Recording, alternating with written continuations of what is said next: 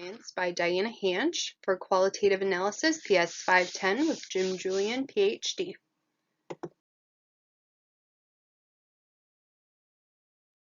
The purpose of this presentation is to organize information from past research in relation to supervising adult behavior and its effect on child compliance. Young children's developmental years are marked by behaviors that fall on the line between desirable and not desirable.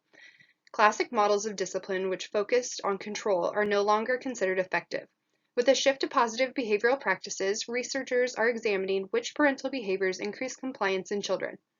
Child compliance was found to be positively influenced by parental contingent responses, least to most prompts provided by early childhood education teachers, and parental assigned timeout and brief ignoring post noncompliance. Parental provided praise did not increase child compliance. Problematic parental technology use and subsequent technological interference in parent-child interactions may correlate with increased child problematic behavior. Again, the purpose of this presentation is to organize information from past research, specifically in relation to supervising adult behavior and its effect on child compliance. The majority of adults find child compliance to make situations in any environment easier and less stressful. Determining what adult behaviors increase child compliance benefits adults who find themselves interacting with children at any capacity in every environment.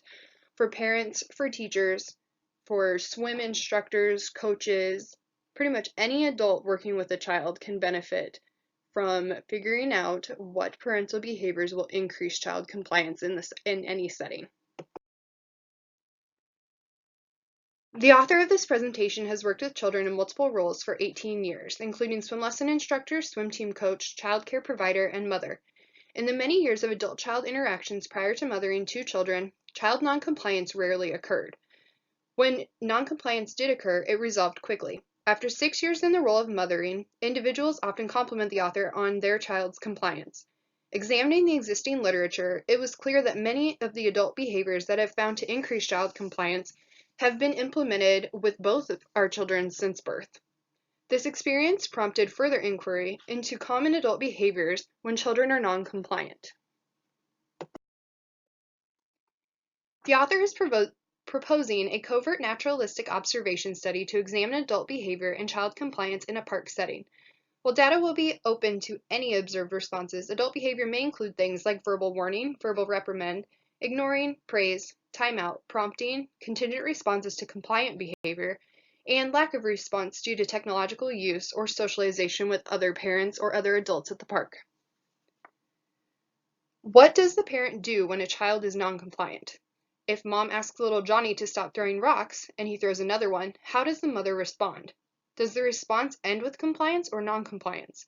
How many more times does mom respond before compliance occurs? If it does not occur, do they stay at the park or do they leave? This is just a few of the many questions that the author is looking to answer. Schuler and Prinz, 2013, observed 280 mothers and 284 fathers during two 10-minute tasks. During Task 1, model building, and Task 2, craft activity, parents were instructed to assist their child, but not to complete the task for them, and to have the child clean up after 9 minutes of the activity. Mothers exhibited slightly more contingent responses and less non-contingent or negative responses than fathers. Father responsiveness in model building resulted in greater child compliance in older children, but not in younger children. In both tasks for mothers and craft activity for fathers, contingent responses from parents did increase child compliance in younger children. In the context of a park, one must observe whether the adult response is contingent upon positive behavior from the child or contingent upon negative behavior. Is the child being non-compliant to known rules to gain attention of the supervising adult? If the adult is providing attention contingent on compliance, does the child comply faster or more frequently? DiCarlo, Baumgartner, Cabello, and Powers 2017 used a single subject research design to examine if early childhood education teachers' use of least to most prompt hierarchy would increase child compliance in the classroom. Prompts from least to most include verbal prompts, demonstration, and physical assistance to help the child complete a task. The use of least to most prompt hierarchy was found to increase child compliance. A secondary discovery was the positive correlation between the increase in child compliance and the number of directives given by the teacher. Simply said, The more the child complied, the more instructions the teacher was likely to give the child. Again, referring to the adult behavior and child compliance in the park context. When non-compliance is exhibited by a child, does the parent intervene? To what extent? In a least to most prompt hierarchy, the supervising adult may say, "Do not throw rocks." If non-compliance occurs again, the adult may remove the rocks from the child's hand and repeat, "Do not throw rocks." If non-compliance continues, the adult may remove the child from the park entirely. Layton, Gardner, Melendez-Torres, Nur, and Overbeek 2018 completed a meta-analysis of 19 studies to separate 4 parenting behaviors and their influence on child compliance. Behaviors including praise, verbal reprimands, timeout, and briefly ignoring the child post non-compliance were included. Timeout and briefly ignoring the child following non-compliant behavior increased observed and parent-reported child compliance. Verbal reprimands yielded an increase when observed and parent-reported compliance were combined, but not separately. An increase was not noted with the use of praise. The author is interested to see if any of these parental behaviors are exhibited more frequently in a park setting. Due to the nature of the park being a public place, are parents more likely to give the child a verbal reprimand without taking further action?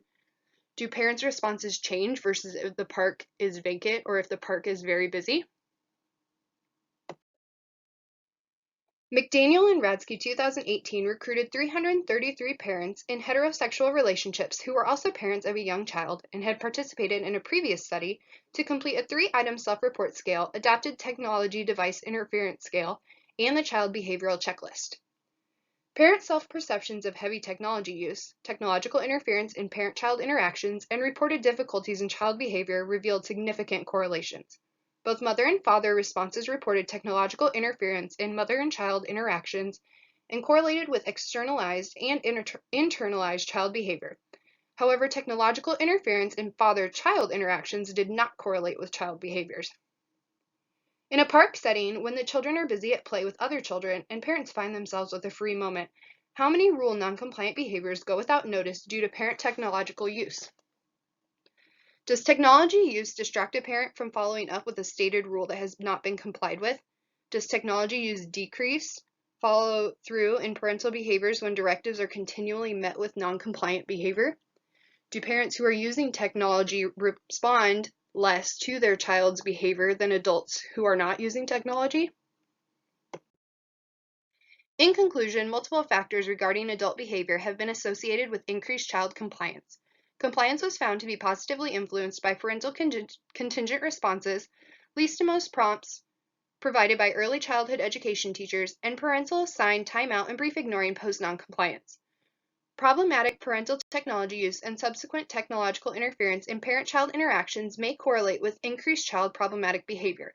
The proposed study will observe if parents are engaging in these behaviors in a playground setting and the effect on compliance, as well as what other behaviors the parents engage in.